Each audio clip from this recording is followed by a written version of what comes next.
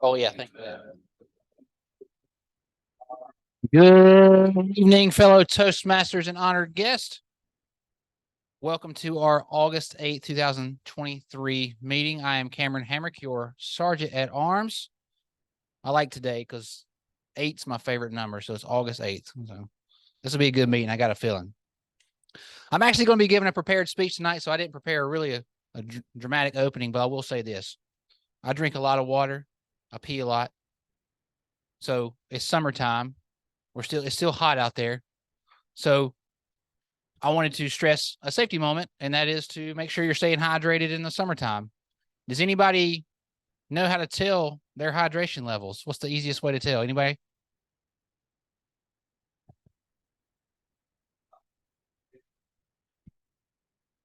Yep. Seems a little nasty, but your body tells no lies. So the closer your urine color is to water, the more hydrated you are. If you get to lemonade, you're still okay. You get orange Gatorade, you're starting to have a little bit of an issue. You get to sweet tea, you need to go see a hospital. All right. So make sure you're drinking plenty of water. All right. With that, a couple of logistics. So got a couple new time guests. Bathrooms are behind us here. Women's, you can go through that door. You can get the men's, go through that door. Men's will be behind this wall, and women's is over here. So if you need to use the restroom, and there's another one back here as well.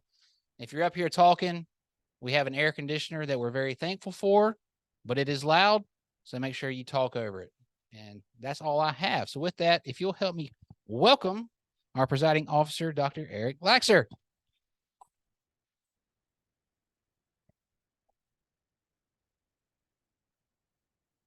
We got some obstacles here. You really want to be careful. I don't know if our insurance is paid up yet, David. Good evening, fellow Toastmasters and honored guests. I'm Eric Laxer. I'm our club president. I'm delighted that all of you have joined us here. I see several familiar and unfamiliar faces who are here with us as guests, and we really hope you will enjoy the meeting tonight. If any of you have never been to a Toastmasters meeting before, then people who come up here usually will explain the rules, and so it will not be difficult to follow along. And also at your table is a meeting agenda. We're on a limited budget and we're trying to protect the environment, so there's usually only one per table. With that, I would like to now call upon our VP of membership to give our guests an opportunity to introduce themselves. So please join me in giving a warm welcome to Toastmaster Colin.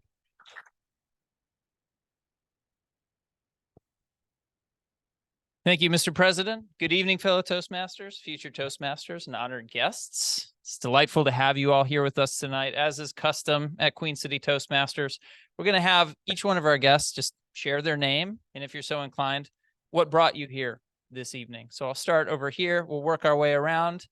If you couldn't already tell, this microphone does not project through these speakers that you see here in the back. This is for our online participants, so please do be mindful of holding the microphone in front of your mouth.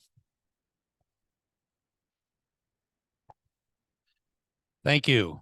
My name is Phil Kaiser, and I'm new to this area, having moved here a couple years ago, but built a house, put in the landscape, as I shared with folks, busy. Been in Toastmasters many times, and so I'm checking it out as far as club, been to a few clubs around the area. I live in Iron Station, so I got a little distance to go. It's a nice little straight shot, but it's a little distance to go, and I'm looking forward to the meeting tonight. Thank you, Phil. Welcome. Hope it's worth the long journey. Hi, my name is Chris Chipman. I've been to a couple Toastmasters through the years. It's been probably 10 years since my last one, but just moved to Charlotte a year ago and wanted to check it out. Thank you very much. Hey, what's up, guys? My name's Martin. Been out a few times, and want to do this to get better at my communication. I work in sales as well, so want to get better at that. So yeah, that's why I'm here. I'm a master, baby. Yeah, no matter.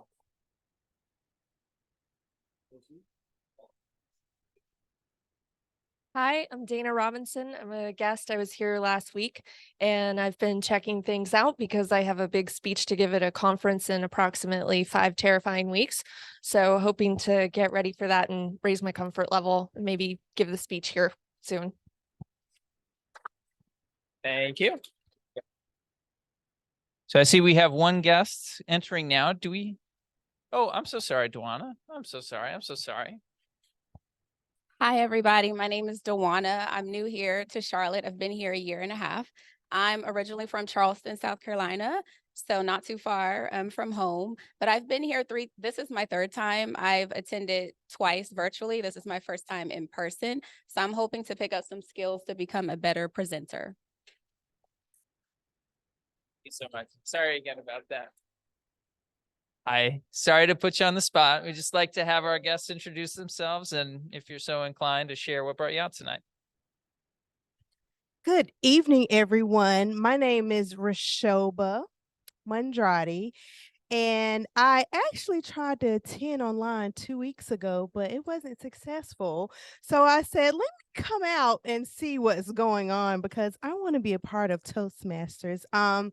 I have a job where I have to speak in front of students and corporate partners and a lot of people, and I need to work on that and improve upon it. So that is why I am here. Welcome, welcome. And Cameron, do we have any guests attending online this evening? No guests. No guests online. All right. Well, I'll turn it back over to Dr. Eric. Thank you, Toastmaster Colin. Welcome to all of our guests. As many of you know, Toastmasters has a very important educational platform. It's called Pathways, and it's a curriculum that allows us to work through our speeches. In addition, during meetings, as we mentioned earlier, we can all participate by taking on certain roles. This year, our district has an initiative for members to challenge themselves in a certain way.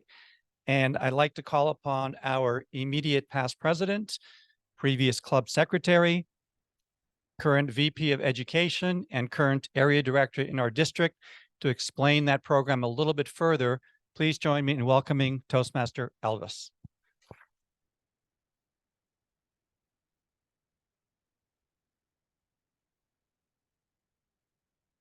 Thank you, Mr. Toastmaster.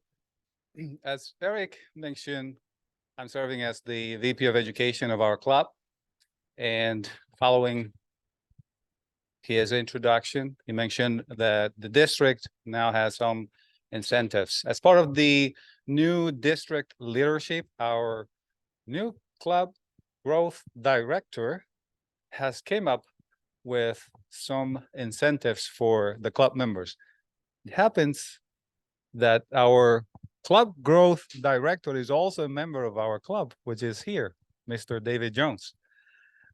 The incentive is called the Club Achiever Award, and is going to be awarded to those members who have completed all of the roles at the club.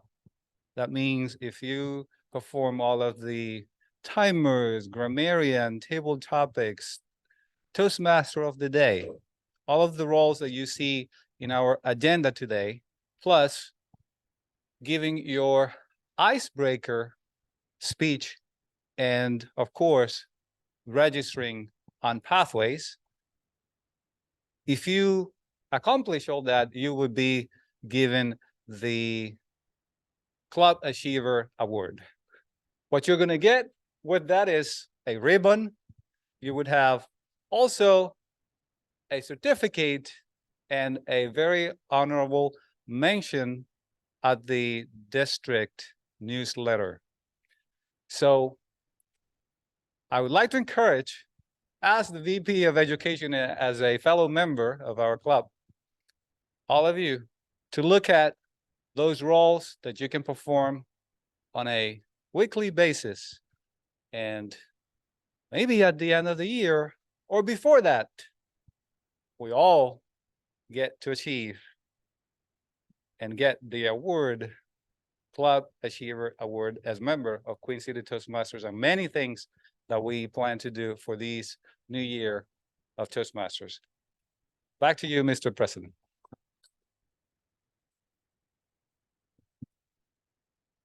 Thank you, Elvis. Of course, we all want that award because of course we are all achievers. So Elvis, thank you for the challenge. I think we will live up to those expectations. For our guests, one of the roles for each meeting is the host of the meeting. We refer to that person as our Toastmaster of the day. They pick a theme, they speak to us about that theme a little bit. And our theme today, as chosen by our Toastmaster, is about airports. David is our Toastmaster, and half the time I'm talking to David or texting with him, he's sitting waiting somewhere on an airport. So I know that he is an expert on this topic. And without delaying all the anticipation any further, please join me in giving a warm welcome to our Toastmaster, David Jones. Thank you, Toastmaster Eric. Yeah, so airports, I got a promotion a couple years ago, and the past year I've been traveling for a while. They started me off slow. It was every month, and then it was every other week. And lately it's been every single week I'm at the airport. And I love traveling. I mean, I'm a single home empty nester, no pets or anything. So for me, and that's why they gave me the job. They knew that the other people in my department are younger, they have kids and pets, and they can't just get up and go like I do. But I love going to airports because it's the best place to people watch. I mean, we act so poorly when we travel. Now, personally, my little trick is I spend $30 and I check my bag and I just walk around with my wallet and my phone, and that's it. And I watch all of you, other people struggling, fighting, arguing, taking all your bags into the bathroom. It's a wonderful thing to do. Just sit there and just watch people. I love to listen to people's conversations, because everybody's a big shot in the airport. They're doing the biggest deals and being the greatest managers. And just, it's incredible what you can hear people talking about, and they have no shame, personal, because they're sitting literally next to you at the airport. And every time I get a call, I'm like, I'm at the airport. I'm going to call you later because I don't want anybody to hear my business. So today when we call you up for a role or a speech, just kind of tell an interesting airport story that you might have had. Hopefully it's nothing horrible like getting thrown off the plane because you had too many drinks. But as you do, just come up and just share something with us. And I want to start with a few helpers, because everybody that you're going to see come up here volunteered for this role, and every week it's going to be different people. But today we're going to start off with our grammarian, who is John Capello, and he's going to come tell us about his role. John.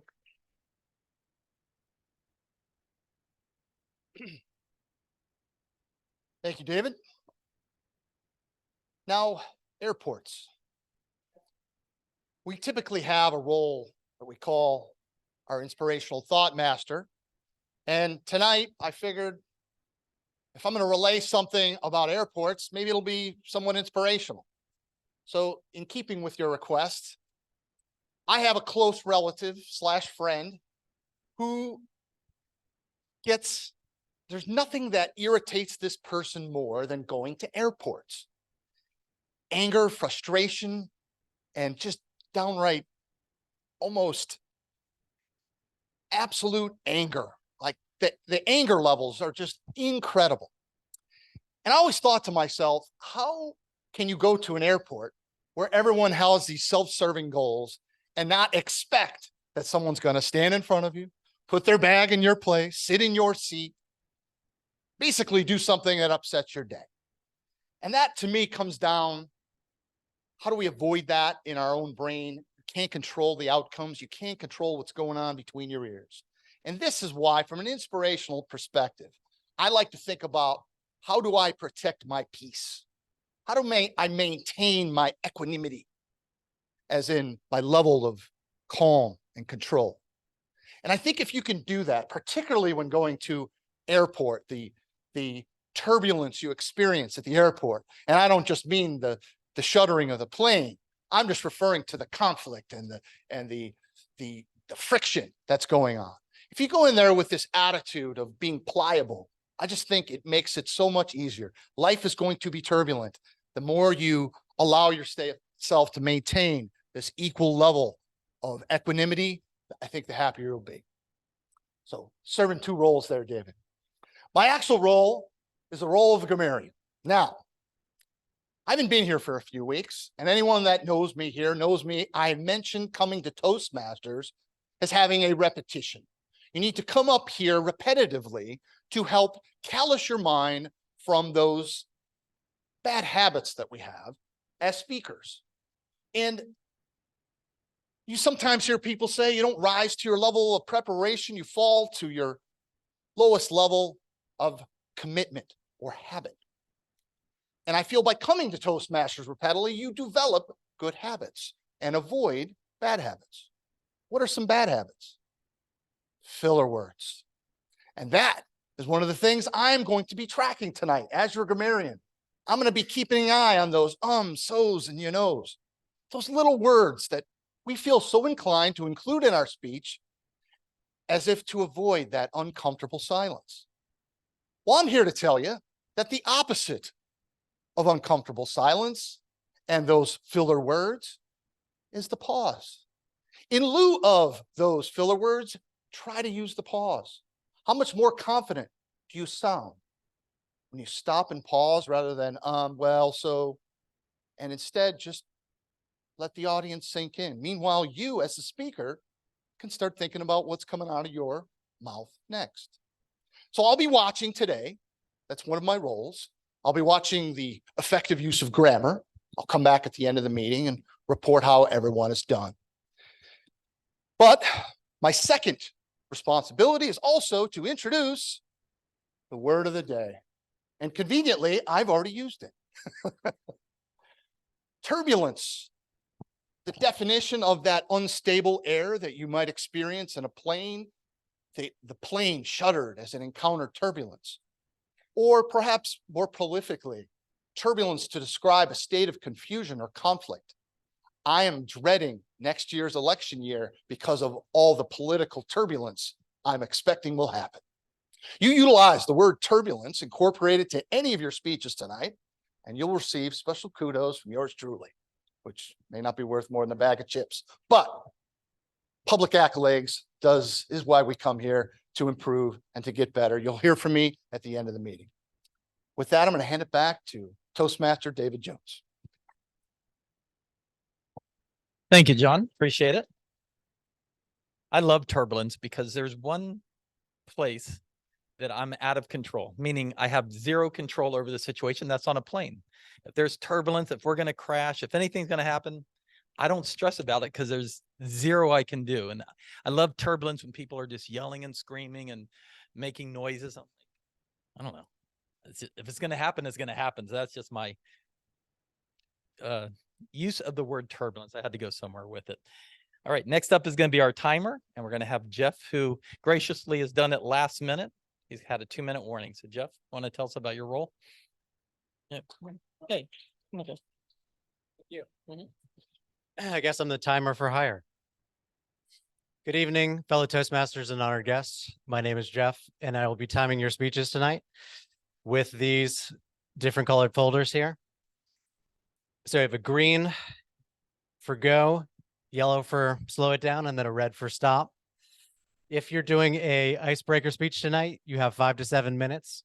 I'm going to give you the green card at 5 minutes, the yellow card at 6 minutes, and the red card at 7 minutes. If you're doing table topics tonight, you have 1 to 2 minutes. I will give you a green card at 1 minute, a yellow card at 1.5 minutes, and a red card at 2 minutes. If you're doing the evaluation speeches tonight, I'll give you a green card at 2 minutes, a yellow card at 2.5, and a red card at 3 minutes. Thank you very much, and best of luck tonight, everyone. Toastmaster David. Thank you, sir.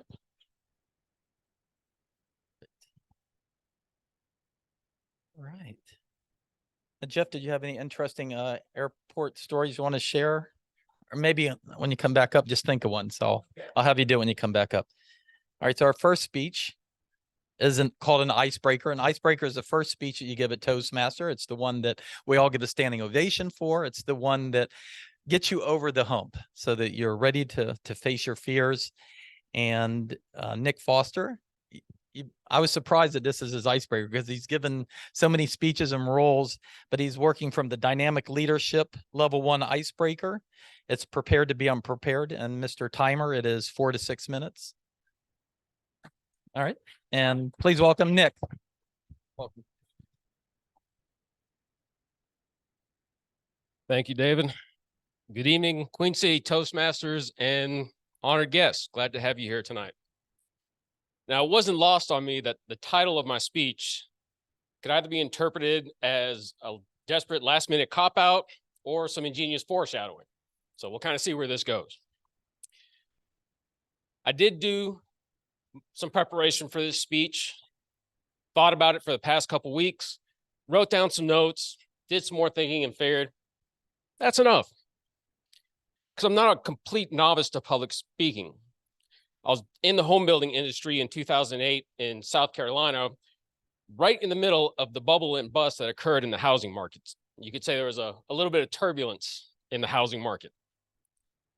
In that turbulence, I found myself laid off, options limited, with my most recent work experience almost unusable in the marketplace at that time. Luckily, I had a contact at a computer learning center for adults that was looking for instructors. The fear of public speaking was quickly surpassed by the fear of not having a paycheck, and I took up on the offer. That turned into 5 to 7 hours a day in front of anywhere from 2 people, 20, 30 people at times. Teaching software that some of it I knew really well and had used myself. Some of it I had no clue, and I was just winging it. It was classes like PowerPoint, Excel, Publisher, Adobe, Flash Animation, SharePoint, Project, Visual Basic, and AutoCAD. It was all over the place. And to prepare for each of these classes, I would read through the coursework, do some prep the night before, and get up there and make it up as I went. For the most part, I had no clue what was going to come out of my mouth. I wanted to be as surprised as everybody else. And after every class, I was given student reviews and feedback. And I did well, 5 out of 5 most of the time on the reviews. Got feedback from the students. And what I learned out of teaching that same class over and over again to different people was I could reuse the same old tired jokes again and again. To them, it was new. This constant repetition of the same material gave me an opportunity to practice scripts, just little one-liners that I could throw away for specific questions. Because I didn't rehearse and repeat the exact same thing in the same way for every class, but for certain questions, certain areas of the course, I can just throw in some old line that I'd used 10 times before, and to the class, it was brand new. It was a rare opportunity to do public speaking in a repetitive way. So with this arsenal of scripts, I was always prepared to be unprepared. But what if you had one chance? You had one single shot to get it right.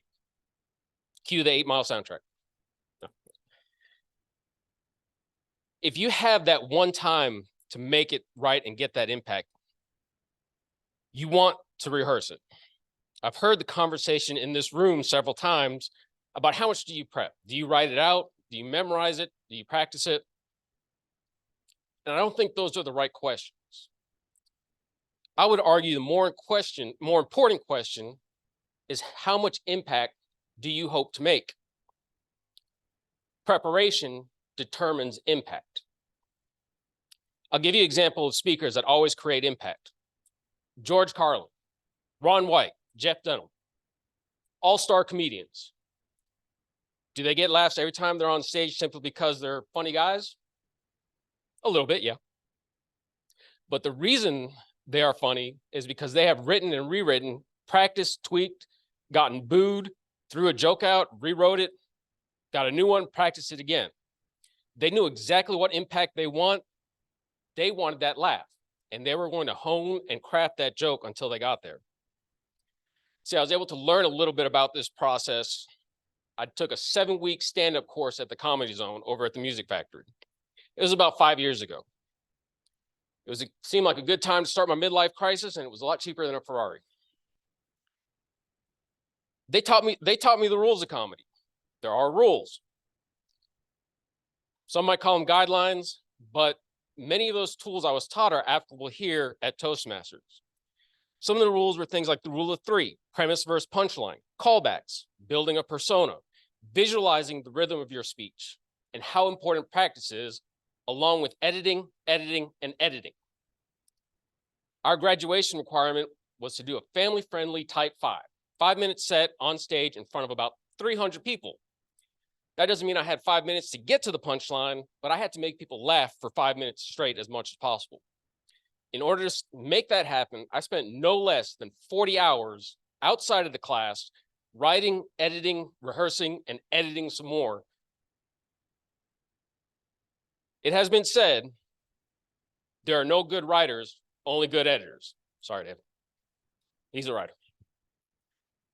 The first set I actually wrote out was 10 minutes of me saying a bunch of unnecessary words to get to one or two kind of lame punchlines. It was painful to deliver, and I'm sure painful to listen to.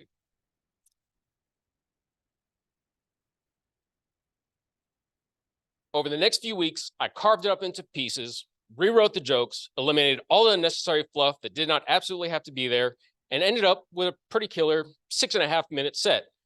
It still exists to this day on YouTube.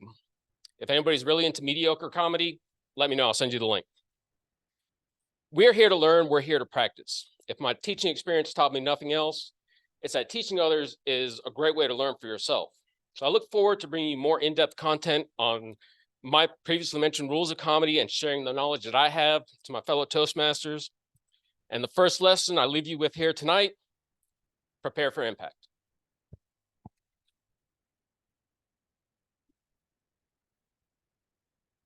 Congratulations.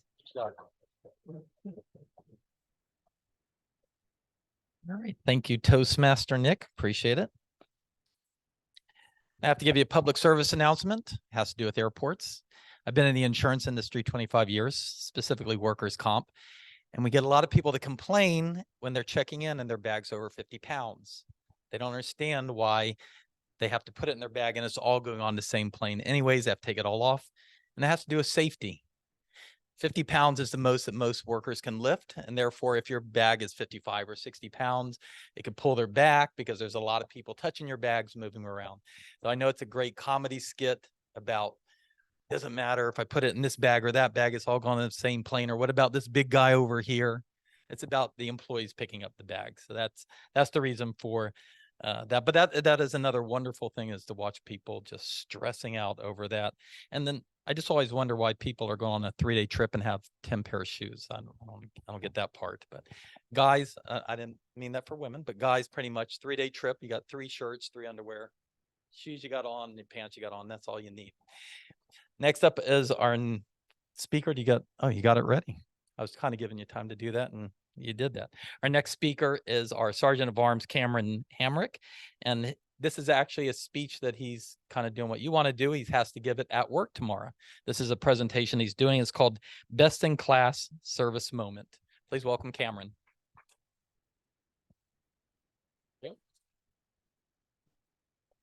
So I'm not one to fly either. Worst turbulence I ever went through was going to Orlando from Des Moines, Iowa. We had a thunderstorm somewhere outside of Georgia, and plane dropped about what felt like 9 miles, but it was probably only 30 feet. But I had a few choice words for the pilot on that one. I don't think he heard me, but I can't get on a plane without a little bit of liquid courage. So me and my wife were celebrating our 3-year wedding anniversary. We were leaving Charlotte to go to Jamaica. The plane had ice on it. We got a snowstorm in March in Charlotte. Pretty rare, not unheard of, but pretty rare to get snow in Charlotte. Just so happens the day I'm trying to leave on a plane, they're out here de-icing the wings, which makes my turbulence in my stomach start going up. So I had to drink a little more. Anyway, plane got delayed. We're somewhere, again, over Georgia. I don't know what it is about Georgia. And the pilot very calmly says, "Folks, our right engine isn't quite acting the way it should. We're going to go ahead and set her down in Miami and take a closer look." I drank every beer they had in Miami. Had to get a new plane, new flight crew, all that stuff. So we lost a whole day in Jamaica. So to make up for it, our travel agent got us a free flight voucher. So the next year, we decided to go to New York for our anniversary. Guess what? Got snowed in again in Charlotte. So that's my plain stories. Anyway, moving on to the presentation for our timer. It don't really have a time limit, but I'm interested to hear it. So this is a presentation I have to give at work tomorrow, called Best in Class Service Moment. So here goes nothing. So we got a RFQ. For those of you who don't know what that means, it's a request for quotation from Duke Energy McGuire Nuclear Station. It was for a 24-inch butterfly valve, as you can see on the right, with a Bettis Scotch yoke actuator and a Fisher 3710 positioner. The request for quote came in April of this year, and they required the valve assembly on site by the end of August of this month. What are the challenges with this RFQ? Well, first, the A31A is a discontinued product that we only offer to nuclear power plants. Why? Because in order to change the model in a nuclear power plant from what's in the line now to what you want to change it to, if it's something different, they have to go through called an engineering change, or an EC for short. Very rigorous, very time, takes up a lot of time, and they can be competitive or expensive for the customer because they got to put a lot of engineering hours, man hours into it to do this engineering change. But our factory will quote them a special, what they call a nuclear special, which basically says we'll quote you a discontinued product for a premium, so you don't have to do your engineering change. But what happens when you do that is my second point. The lead time gets pushed out drastically. The factory takes at least 2 weeks to get a quote back. And the lead time for these A31As is about 40 weeks. Now, my last slide you saw, they have to have it on site by the end of August. The last point is the customer's request for quotation was missing key information. No previous PO number to tie it to, no previous serial number to tie it to, no drawing, no Duke McGuire spec for us to follow. So we had to go back to them for additional information. By the time we got all of that information back, we're already in the middle of May. So if you're counting, we got 15 weeks to get a quote out the door, which I've already said takes 2. Got to get an order from the customer. Got to build a valve in Iowa. And we got to ship it to the site in 15 weeks. And I've already said they take 40 weeks for these A31As. So had to put our thinking caps on. Me and the account manager, Kenny. This is us with our thinking caps on. What are we going to do? Well, we decided that we're going to have to come up with a compatible replacement. So the new replacement for the A31A is the Fisher 8532. So we decided to go to our expediting group and get an expedited quote for one of these 8532s. So we went to the customer and we presented them 2 options. You can either go with the A31A. You won't have to do an engineering change, but you're not going to do it this outage. You have to do it in 2024. Or we can help you with the engineering change and get you an 8532 in less than 10 weeks. So we had to sign a bunch of fit, form, and function paperwork. We had to have multiple conversations with the engineers on site, go over technical details about the 8532 versus the predecessor, the A31A, to make them feel comfortable that it was an apples for apples compatible replacement. And we basically just left it at that. You make the decision, Mr. Customer. Well, they did. And the results are that David Jones is the father. No, it's just a little Maury joke there. The results are they came back and said, we pushed through the engineering change. We have to have this valve by the end of August. Here's your purchase order. Get to work. All right. Luckily, I had a 24-inch 8532 on the shelf in Charlotte. I had to get a quote from our factory because my luck, somebody in my company would have sold that one valve that I thought I had booked for this customer. But luckily, we had some material on the shelf. So this is my shop order. I know that's a lot of information to read, but this is our business system called IFS. These are all the components that went into this valve assembly. I had to get a valve assembly from our warehouse. I had to remove some pieces. I had to get some other pieces from our sister company in Louisiana. had to get another piece from our sister company in Pittsburgh, had to get another positioner from our sister company in Atlanta, and had to get some parts from the factory, all brought in. We had to put all this together. The conclusion is the valve will ship out this Friday. So they're going to have it in time for the end of the outage, which is what they wanted in the first place. So we met the customer expectation. Secondly, we helped them complete the EC, the engineering change. That's good for both of us, the customer and my company, because going forward, customer can get valves a lot quicker if they can just go with 8532 to start with versus the A31. It's good for us because we're more in control of how we source them, and we can make more money. Which leads me to my last point. Because we were able to build this valve out of our inventory in Charlotte, which is the importance of our inventory, and didn't have to go to factory, we were able to make pretty good profit margin on this. So power to the team. You know, I kind of quarterbacked all the valves, the valve body stuff. My coworker Austin helped quarterback all the actuation piece. My coworker Stacy helped quarterback all the parts, and our account manager Kenny was the blister. He showed up after all the work was done. No, I'm just kidding. He was the politician who helped write the engineering change. So end of the day, good stuff. We got a good order, made a lot of money, and we helped the customer.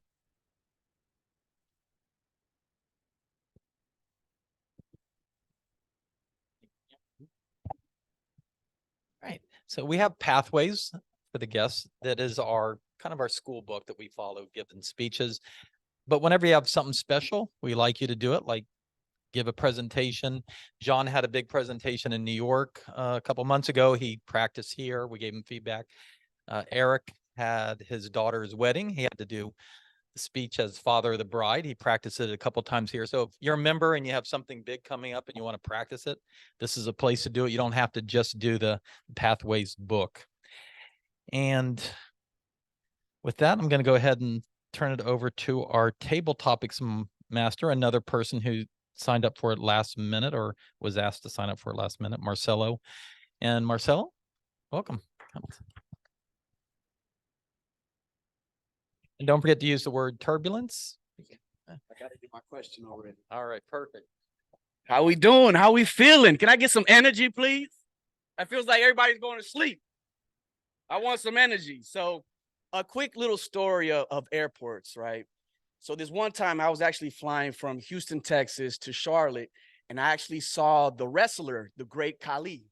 And this man was huge. He lived up to his name. He's like 7 foot, right? So on the same flight, I was sitting next to this tech guy. He was flying in from Silicon Valley, right? So we're talking, and you know, I'm describing to him what it is that I do and content creation, right? And he tells me, you know, because I was asking him about YouTube, and he's like, you know, YouTube is not going to be good. You should just leave that alone. And that was like the worst advice this guy could ever give me, right? So throughout that whole journey, we were drinking coffee, and this really happened. The turbulence of the airplane, it was just knocking the coffee all over the place. So he was getting scared, like that's not supposed to happen, right? So anyways, we landed in Charlotte, and we were safe and sound, and that was an amazing thing. I've seen so many different celebrities on my journey, so it's pretty crazy as far as that. So when it comes to table topics, I'm going to ask anywhere from 3 to 4 questions. I'm going to call on any brave souls out here in the audience that are willing to join me up here. So let's get it started. Who is willing to go with the first question? Diana? Yes, there we go. Come on. There you go. How you doing? Pleasure to meet you. Likewise. Okay. So question number 1. How do you handle the stress that comes with air travel and airports in general? Okay. Don't hate me for this, but a couple of years ago, I went ahead and paid for the lounge. So I've stopped being in the regular part of the airport, And now I go to the lounge and I have avocado toast and coffee, and it's amazing. And it costs $500 a year, and it's completely extravagant and unjustified. And it's the best $500 I spend all year.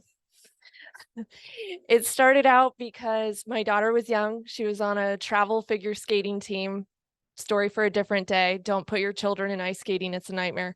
But it was a travel team, and I had to take her to the airport a few times a year. And you know, like any mother, I just didn't feel right leaving her by herself while I went to use the bathroom. And like any, you know, pain in a child, she didn't want to come with me. So the lounge was great because I knew I could just leave her where I needed to leave her. I could go to the restroom. I could go get drinks. It was a small contained environment. And eventually now she's 15 and I can go to the bathroom whenever I need to. But I continue to pay for the lounge because it's just too great to give up. And, you know, serendipitously, I now have to travel a ton for work. So it's pretty great. And I get a lot of upgrades, which is nice too. And I guess that's about the end of my story. I should have a word that includes turbulence, but I'm so used to flying that I really don't feel it anymore. And I start to notice it when I see other people look panicked. And then I go like, oh yeah, this tends to upset people. But kind of like you said, we're going down, we're going down. There's really, you know, there's nothing I can do about it. So yeah, highly recommend the lounge at the airport. Awesome. Yes, I've had the pleasure to experience this thing called the lounge, and I will never go back to, you know what I'm saying, what everybody else does. Get the lounge, I'm telling you. All right, question number 2. Who else is willing to come up here? Come on, brother, let's go. Let me see, what's your name again? Martin. Martin, nice to meet you, man. Yep, let's go. Okay, question number 2. When you're 30,000 feet in the air and your flight starts to experience horrible turbulence, what do you do? What does your energy do? Do you like go inwards, or do you be the hero there? Yeah. So let me repeat for the people online. So question was, if you're 30,000 feet in the air, and you start going through turbulence, what starts going through your mind and what starts going through your body? So I'll be honest with you. I can't speak to this. Never flown before. No, I'm just kidding. So what goes on 30,000 feet above water and land if I'm going through turbulence? First thing I would say is I start looking around me. To your point, I'm not the first one to notice at all. Usually I see other people freaking out, panicking, stuff of that nature.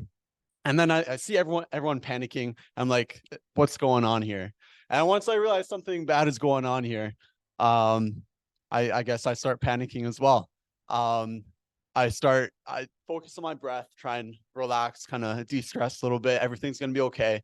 And I try to remind myself, I think someone else brought it up, I'm not in control of what's going to happen. I can't fly the airplane. I forget who said it, but I'm not flying the airplane, not in control. So focus on what I can control, which is breathing properly.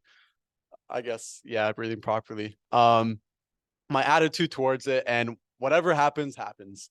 So that's, I guess, how I deal with it. Being 30,000 feet above land and water and not being able to know what's going to happen, or, yeah. Thank you. Awesome. That was great. Okay, we have one more question, two more. One more question. Come on, I see you. Yeah. It's when you look away that you attract it. How you doing? Nice to see you. All right, come on. So I'm gonna give you a simple question. Okay, thank you. So if you could choose a job or a career in the aviation field or in the airport, what would it be and why? So I am a auditor at a accounting firm based in Baltimore, Maryland, and I was required to audit the Department of Aviation. I would say the position I would stay as an auditor, it's extremely important to ensure if the airports and the airlines are in compliance. Some of the things that we find are rather disturbing, so I'm not going to share.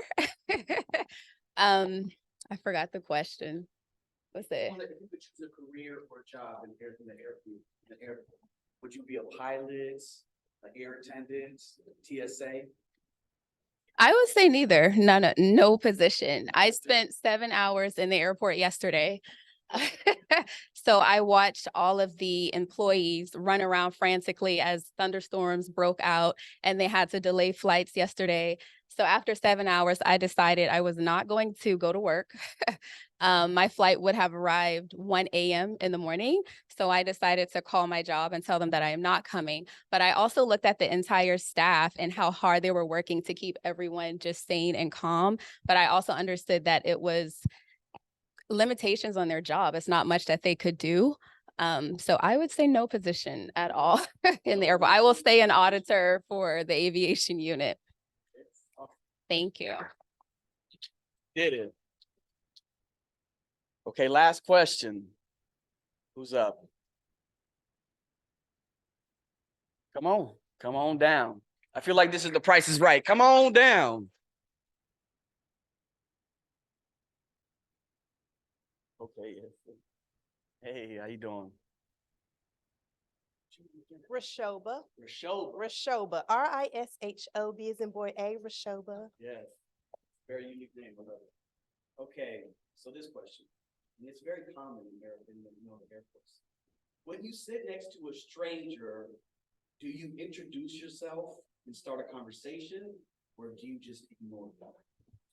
So honestly, it depends on the day and the mood that I'm in. And the reason why I say that is because the job that I currently have, it is a speaking job. It is a job where I have to have a lot of conversations with students and corporate partners, as I stated before. So if I know I'm getting ready to talk to a lot of students and I'm getting ready to talk to a lot of corporate partners, I probably won't talk at that moment because I want to rest my mind. I want to rest my brain and I want to rest my voice, honestly, because I know I'm getting ready to talk to a lot of people. So I won't talk to the stranger beside me. Now, if I'm on a personal trip, it's a free for all. I'm actually in a moment where I am at a moment of leisure where I am enjoying where I'm going. I'm not told where to go. More than likely, I will talk to the person. I am a people person. I don't meet strangers. So more than likely, depending on the day and the time, I would talk to the person in that particular instance. That's awesome. And that's it. We'll hand it back over to our Toastmaster of the evening, David Jones. Pleasure, Marcelo. Absolutely. All right. Appreciate it. Thanks again. That was a last minute thing they stepped up and did. So we appreciate that. On the theme of what everybody's talking about, we, back when I was married with kids, we took a trip to Hawaii from Miami. It was a 747. And I don't know if you've ever been on a 747, but their wings actually flap a little bit. If you watch them, they have a lot of movement in them, which was very nerving for me. But I just looked at the flight attendant and she was fine with it. So I figured that's just how they are. So I just went with it. But it's very scary to see a wing move that much up and down when you're taking off. And the last portion of our meeting is the evaluations. Evaluations are important because you get feedback from your peers. And then we have one person who is our general evaluator who's going to evaluate the meeting as a whole and let us know. And that is going to be our VP of membership, Colin Stifler.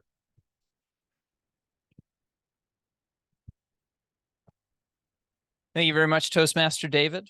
My personal aviation story. So I once have taken a full lap, which includes both the visible and behind the wall invisible portion of the baggage claim carousel. This was 10 years ago. I was 22 years old. So definitely not a very socially acceptable thing for a full-fledged adult to do. The evaluation portion of the meeting is the crown jewel of any Toastmasters meeting. There's two things that you can't get anywhere else when you come to Toastmasters. The first is a place to practice judgment-free your public speaking ability. The second is feedback very close to the time that practice happened. Where else can you get that? I don't know of anywhere else.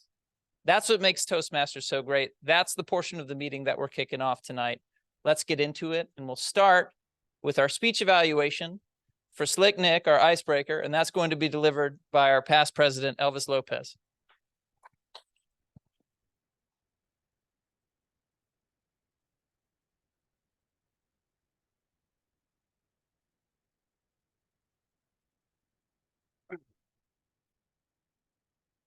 First, I would like to start with my airport story. A couple of weeks ago, I was coming back to Charlotte, and usually I'm prepared on time to go to the airport, usually if it is an international flight, 2 or 3 hours before. But this time, for some reason, we ended up doing a lot of things that we had to accomplish probably several weeks ago. We did it the day that we were traveling. So what happened? Obviously, we focused on doing so many things that we didn't have enough time to reach out to the airport. So we missed our original flight. But guess what? I was telling my wife, let's keep positive. Don't worry. Good things may happen. And we did not get worried or angry or whatever word we can use in those situations that we've been before. But like I said, I was determined to just stay calm and see what was going to happen. So we approached one of the ladies at the counter and asked about the possibilities. So we ended up getting right to the next flight, and the spaces that were available were, guess what? First class. So we got upgraded and had a unprepared or unthinkable situation that ended up being something that we really enjoyed. So this time, actually, it was a good experience. Now, back to the evaluation. Thank you, Mr. General Evaluator, and good evening again, Toastmasters and honored guests.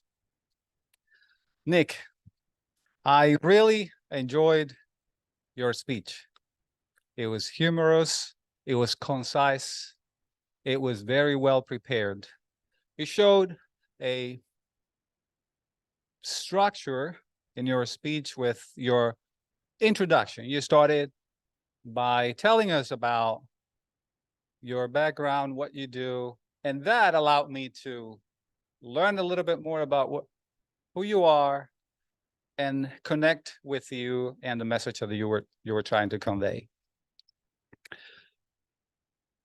You went up to explain some of the things that you did as part of the challenges that you faced in getting a new job and getting into doing things that you were not comfortable with. But one thing that stuck with me was your determination. And that's something that you shared also with us in terms of letting us know that sometimes we might not be prepared, but we're determined to make an impact. And we then prepare to make that impact, which is one of the quotes that you used, as you shared with us also many other quotes that helped us connect with your message, with your story, and also keeping engaged with what you were trying to say. I like the way you finished also connecting your story with your message by saying, prepare for impact. Now, one of the things that I would have liked to see you doing more was to use the stage. Most of the time you stayed here by the lectern and did not make a lot of movements. So in those situations, one of the things that could help is to use the stage. You can move with purpose, make the stops when necessary. And one of the other things that I think that would have helped also a lot in creating and making your speech even more impactful was the use of vocal variety. You stayed at the same speed. And one thing that would help is exactly what I said, making some pauses. So it stayed almost at the same tone all the time, which it was good in terms of the pitch level, because I was able to hear it, and I'm sure that everybody else was able to hear you very well. So that was good. So in summary, I would say great preparation, great structure, good use of humor. And that was something that I learned also from you, that you actually went into stand-up comedy preparation. Good use of the humor, but something that could be also very helpful if you introduce more humor in your speeches. Take a look at the pauses and also the vocal variety. Back to you, Mr. General Valier. Excellent evaluation, Elvis. We have one more evaluation tonight. Let's give it up for Dr. Eric, who's going to be evaluating Cam Ham.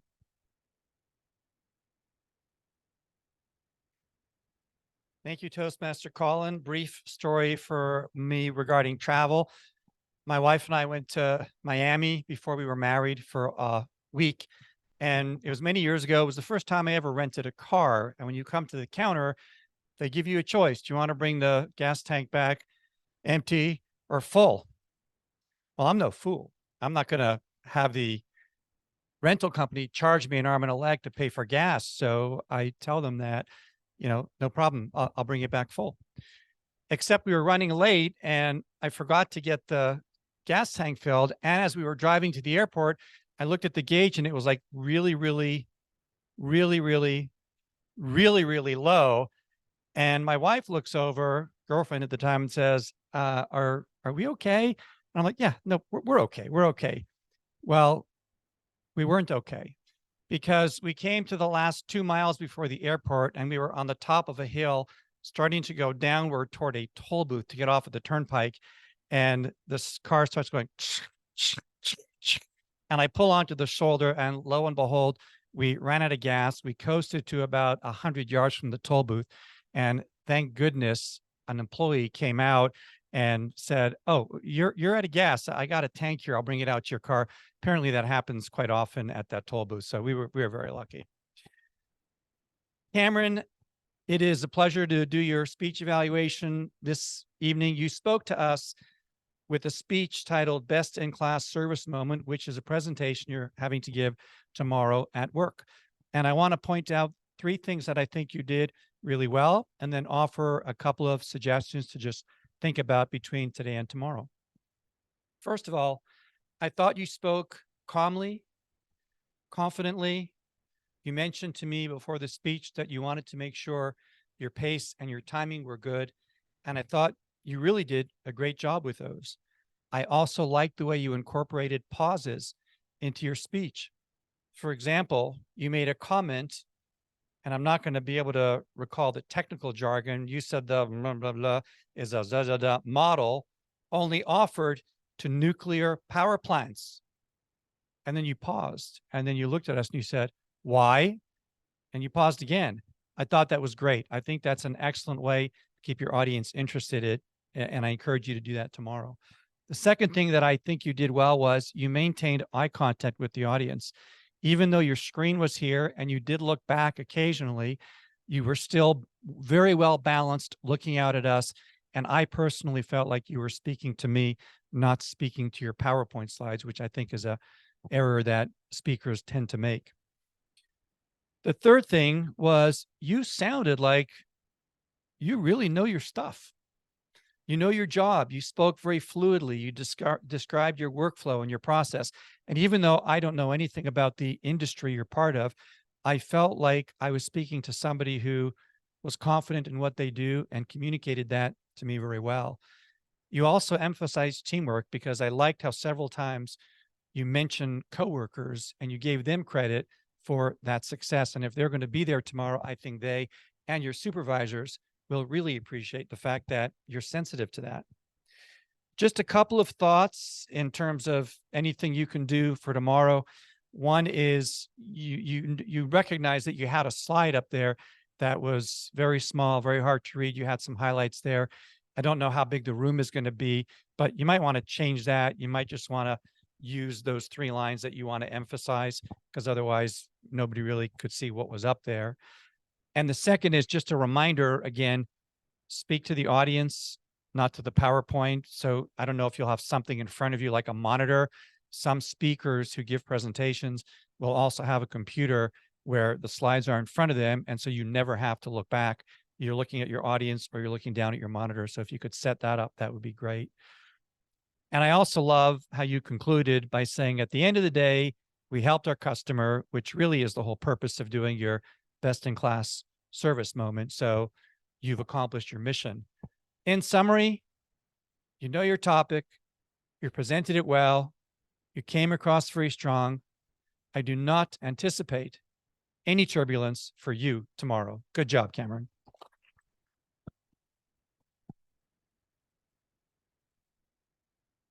First class evaluation, Dr. Eric. Let's give it up for our evaluators tonight.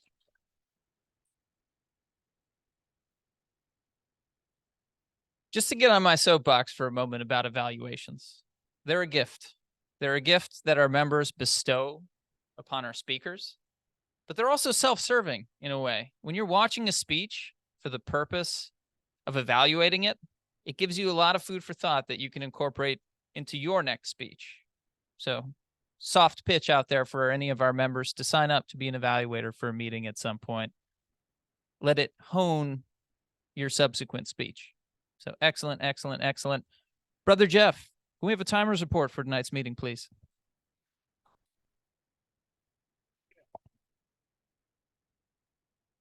Okay, and my airport airline story is actually more of a recommendation.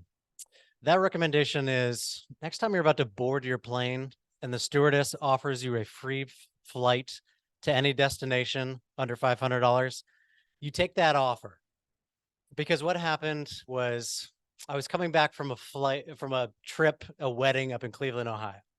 And, you know, my gut, I didn't sleep much that weekend. I had a little bit of turbulence going on in my system.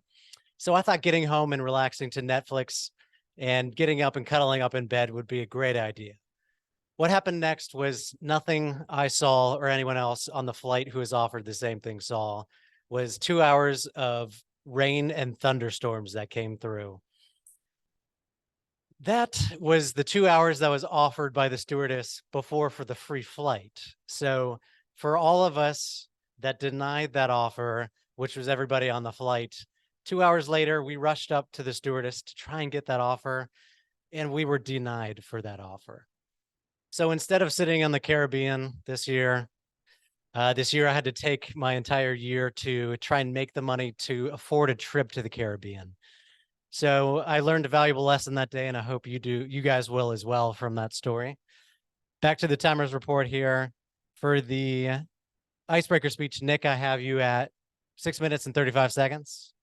For the regular speech, Cameron, I have you at 6 minutes and 20 seconds. For table topic speeches, Dana, I have you at 1 minute and 45 seconds. Martin, I have you at 1 minute and 25 seconds. Dwayne, I have you at 1 minute and 21 seconds. And Rashova, I have you at 1 minute and 4 seconds. For the evaluator speeches, Elvis, I have you at 4 minutes and 5 seconds. And Eric, I have you at 3 minutes and 15 seconds. Excellent job to everybody tonight, and best of luck in the future.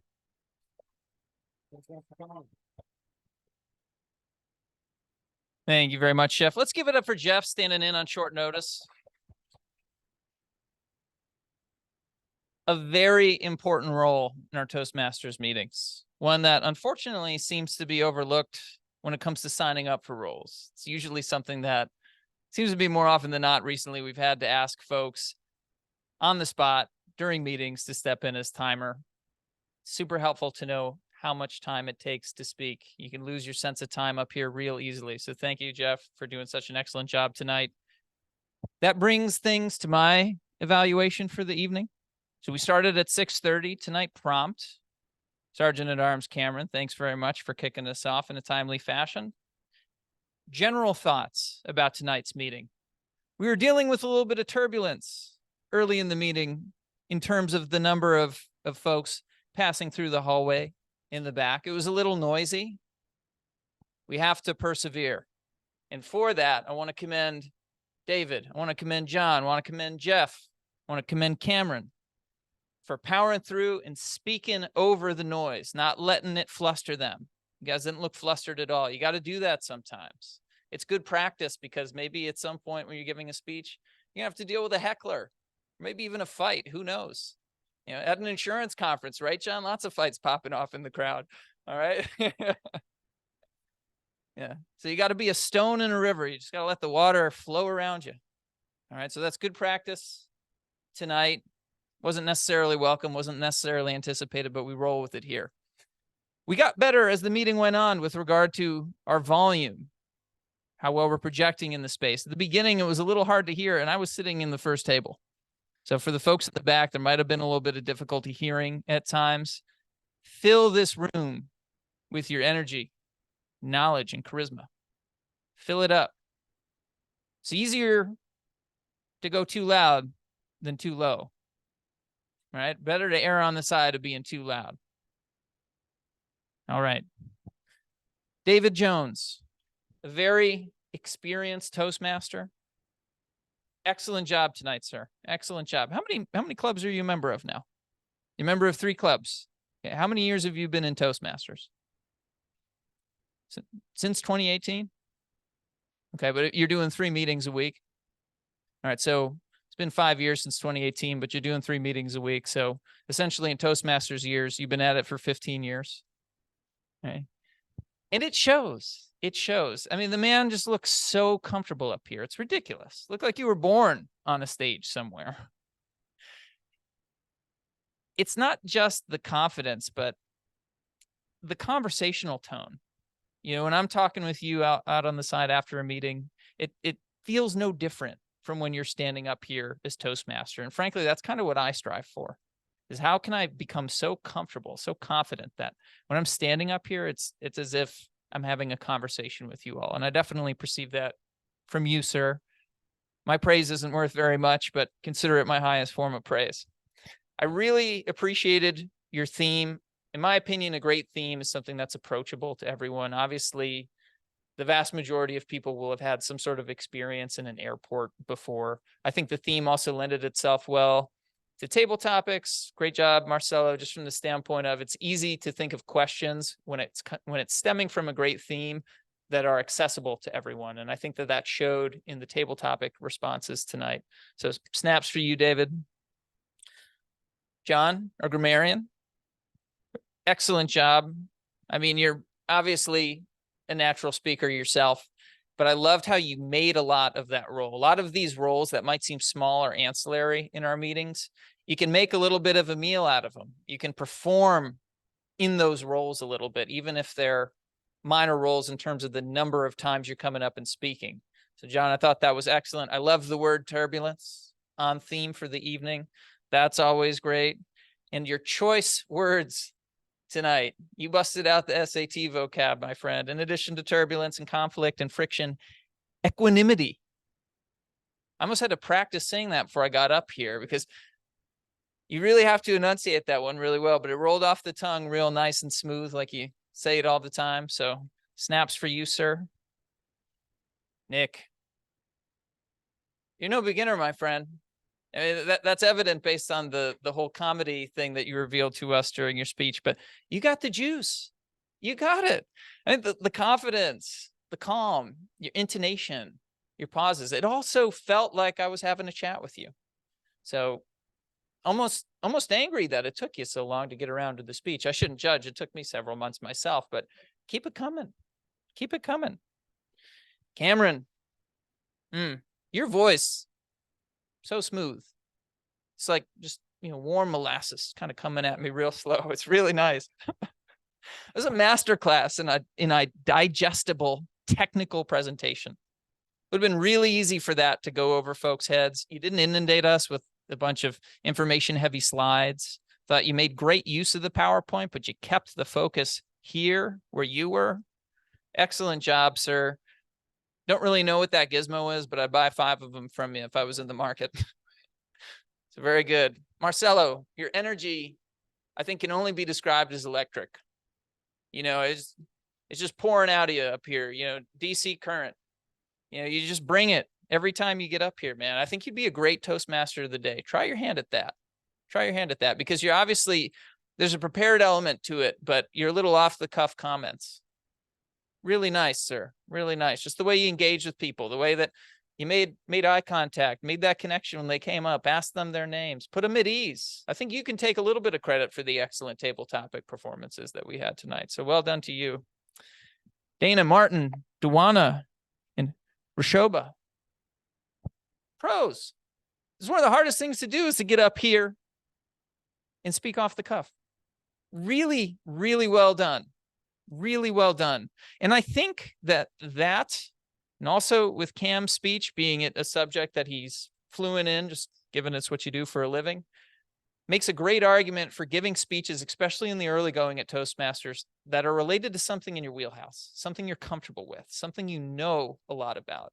I fell into this trap when I first joined the club of thinking, I've got to give speeches on a wide variety of topics, things that, I don't know, are interesting and maybe broad in nature, just diverse. And I didn't feel as confident. I didn't execute as well as I thought I could. But just start with the things that you know best. Start with the things that you resonate with on a personal level. More often than not, that's probably what you're going to be speaking about publicly anyway. There are exceptions to that, but because all of you had spent time in an airport before, I thought you really, really shined in the table topics. Dana, the humor and the authenticity. It's not easy to put yourself out there and kind of present to everyone something that are worried that everyone's going to think this is a vanity or something, an airport lounge, but you owned it. And I think the fact that you came out with that really quick, it says a lot about your confidence in particular. Martin, I love me a good question repeat. I love it. It's thoughtful for the people online. It buys you time. It's like a cheat code. When somebody asks you a question, repeating the question back to them, confirming that you understand it before you invest in a long diatribe about something that might not be on point. But it also buys you that time, structures it. I thought you had a nice conclusion. You just wrapped it up. You created a process out of nothing on the spot. That was really great. Duana, your voice is so rich. It was a great tone, like great pace, very smooth. Also got the juice. And then Rashoba, physical presence. You just looked so calm up here. So calm. There's no fidgeting, no nothing. Clearly somebody who does a lot of speaking for a living. So stay at it. That's all I got tonight. Thank you all so much for tolerating this. I usually go long with regards to my evaluation. I'm going to turn it over to our Toastmaster grammarian of the night, John Capello, to walk us through the words that we should and shouldn't have used.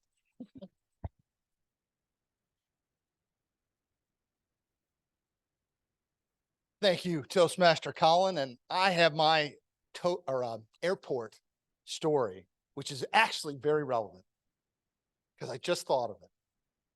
As David mentioned, about a month ago, maybe it was a few months ago now, I practiced for a conference where I led a conference, and I did my practice right here. And David might recall this, but I planned the post-event social event, and I said very specifically, if all goes well, there'll be beer and hopefully shots, because there was so much pressure on this one event. My boss would be there, my boss's boss, and my boss's boss's boss would be there. Now, this event was in New York, and they all flew from Charlotte with me. And they were all on the 6 a.m. flight back from New York to Charlotte. Well, there was beer. there was shots.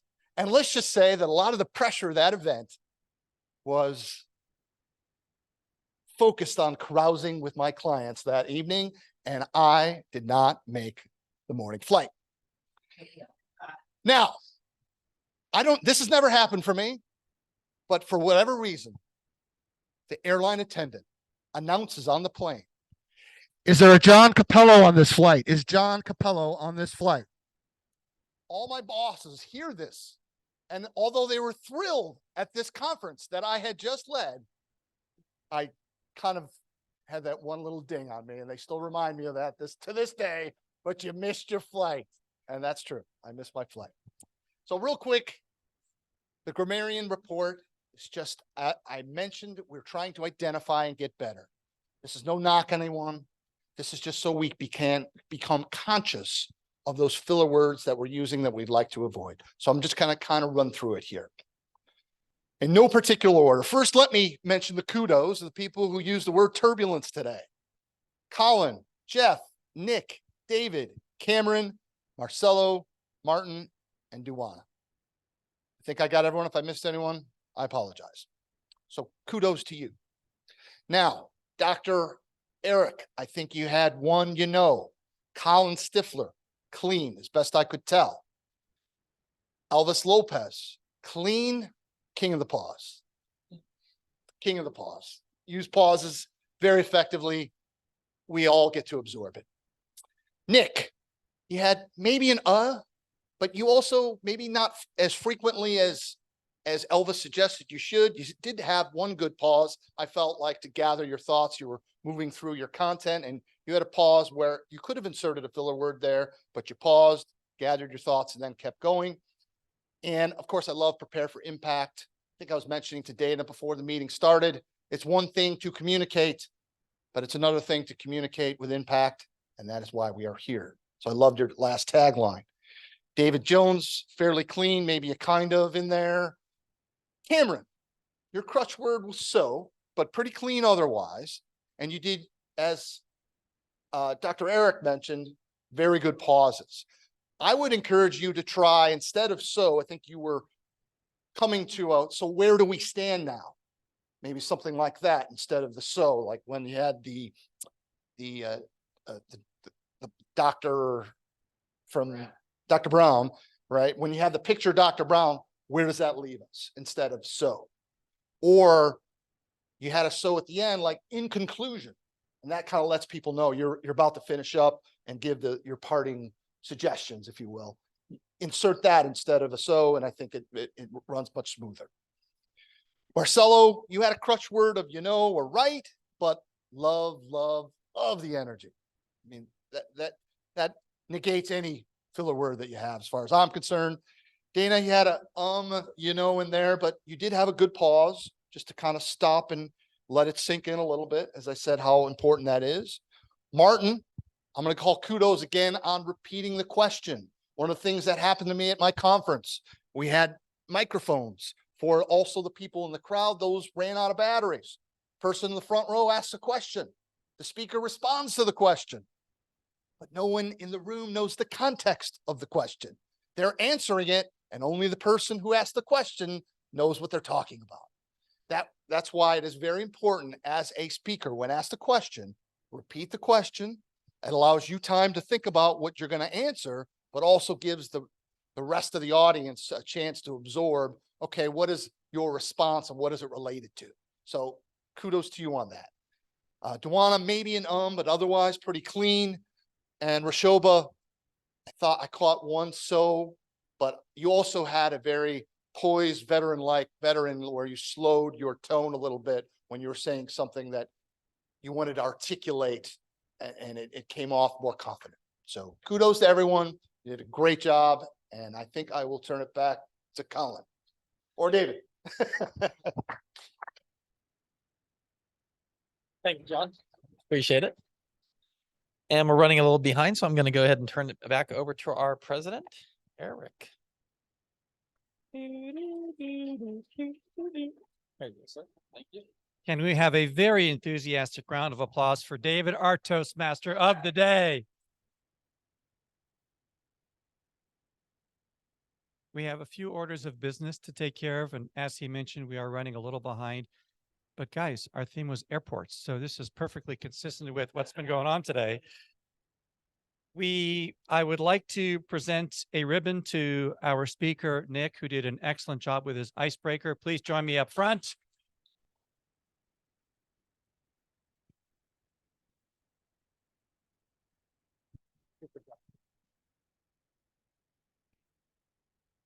And even though we are running behind, one of our favorite things is to hear from our guests at the end of the meeting.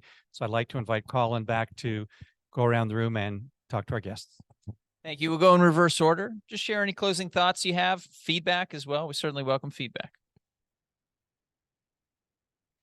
Another great meeting. I feel even more comfortable speaking than I did last week. So I think that's great progress, and everyone's speeches were so engaging. I feel like I also learn a lot every time I come and listen to, a speech I would definitely not otherwise hear from a, Duke Energy veteran. So those are my comments for tonight.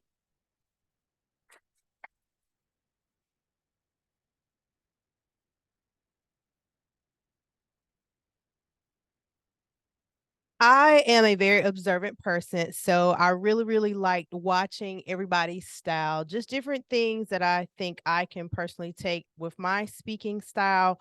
And honestly, I love the critiques. I see it as ways to improve my speaking, and it allows me to think about the different things that I possibly need to prepare for when I know I'm getting ready to speak in front of a crowd.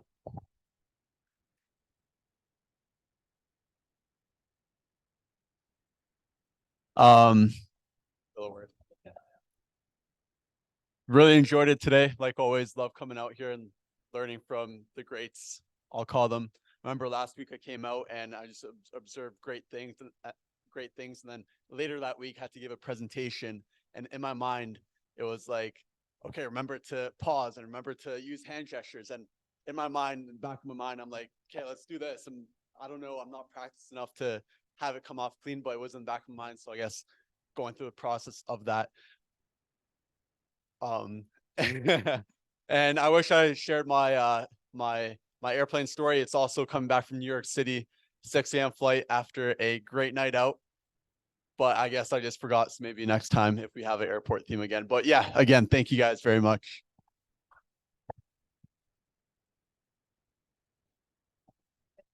As usual, I learned a lot. I saw Marcella looking at me and I wanted to die because I hate impromptu speeches. I feel better when I know what I'm talking about and I'm able to prepare, but thanks for the challenge. I appreciate it.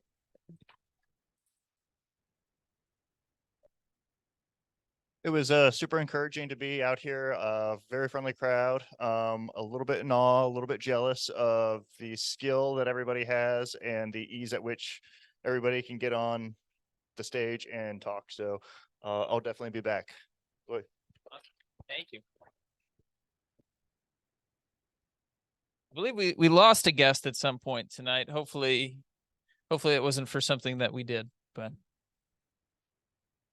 Thank you, Colin. I have two announcements. The first one is if anybody's interested in taking a trip to the Bahamas next week, you can attend the Toastmasters International Annual Conference in person.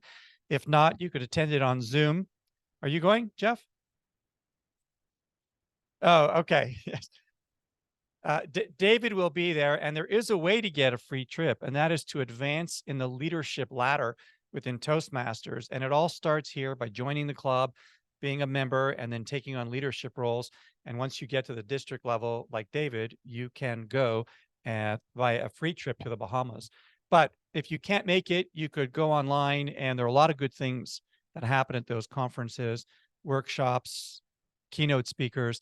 And maybe the best thing is they have people competing for the World Championship of Public Speaking, which starts at club levels and are people who came from their own clubs. So it will be very interesting to watch.